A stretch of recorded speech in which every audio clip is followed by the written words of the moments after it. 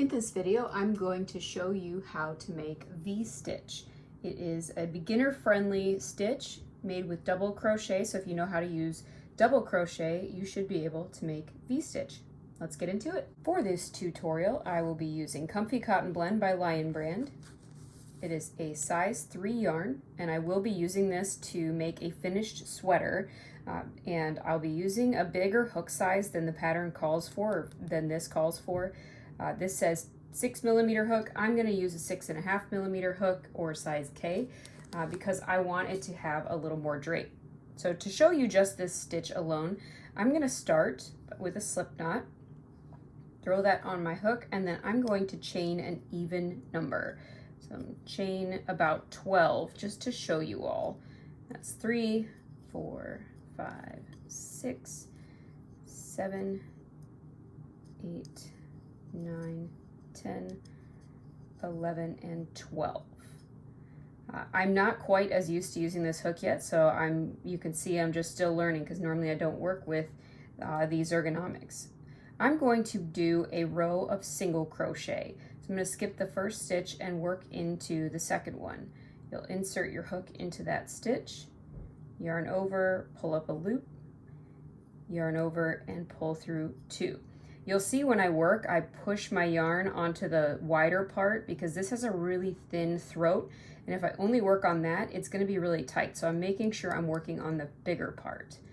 So I'm going to single crochet in each stitch across, or each of my starting chains. Oops, just decided to hop off there. You can see in the way that I'm doing my stitches that this is one of the first times I've ever worked with this type of hook, but that's how you grow and get better, is trying new things.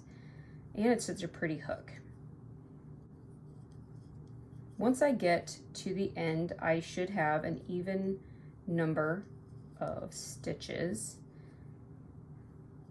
And I'm going to be working V-stitch across.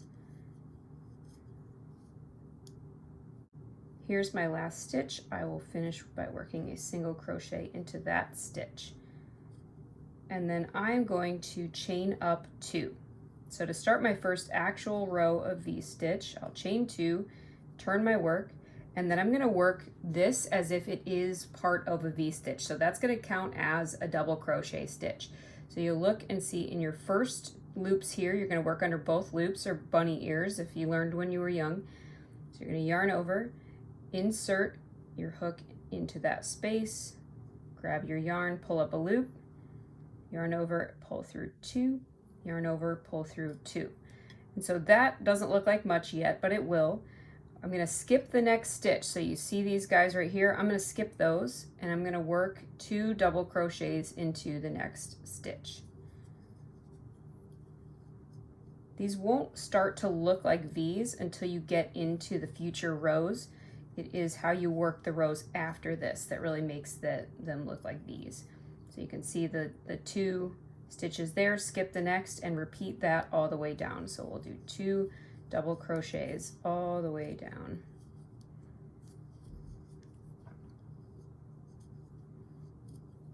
Skip, and 2 more double crochets. See, this hook is getting easier to use all the time. I usually use much thinner ones. A couple more, so skip that stitch. And you all tell me if me using variegated yarn like this for a tutorial is hard to see. So feel free to say, hey, don't use that kind of yarn anymore. But this is the one that I'll use for the actual pattern.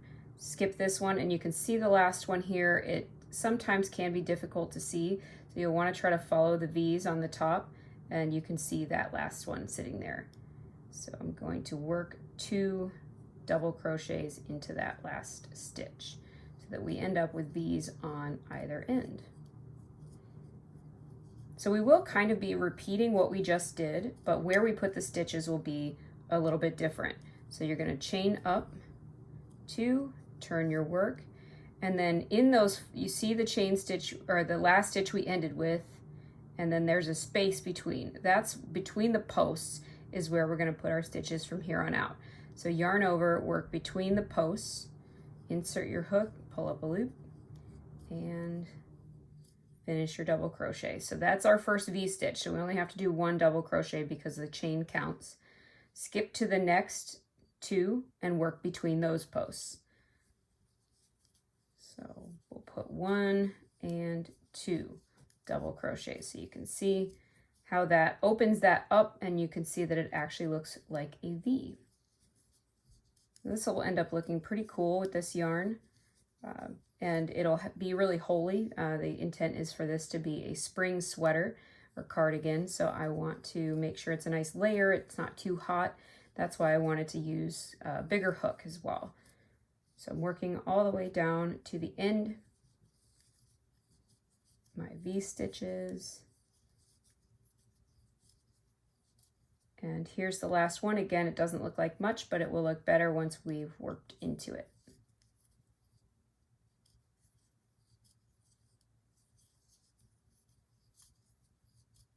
And there we go. So you can see that first row here looks great, and then this one doesn't look as opened up, and that's because we're going to work into it. I would also highly suggest blocking this stitch. It really helps to pull the stitches apart.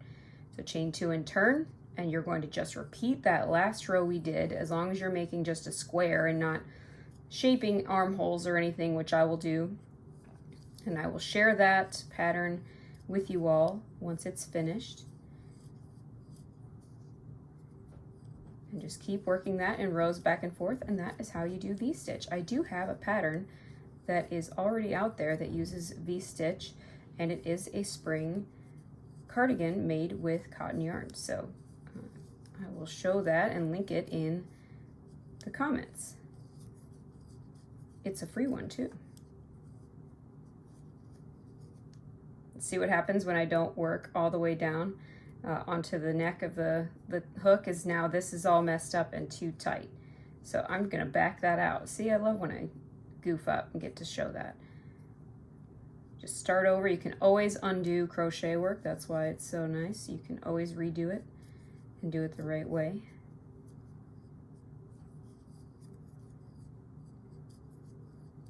And 2 in the last one.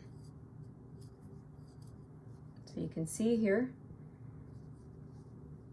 the first 2 rows look great and nice and open, and then this row doesn't look as great. So keep working into those stitches. Make sure you block when it means you get it a little bit wet, and stretch it out and pin it to a mat. If you don't have blocking mats, I used to just use a towel and weight the edges down when I first started. So that is how you do V-stitch.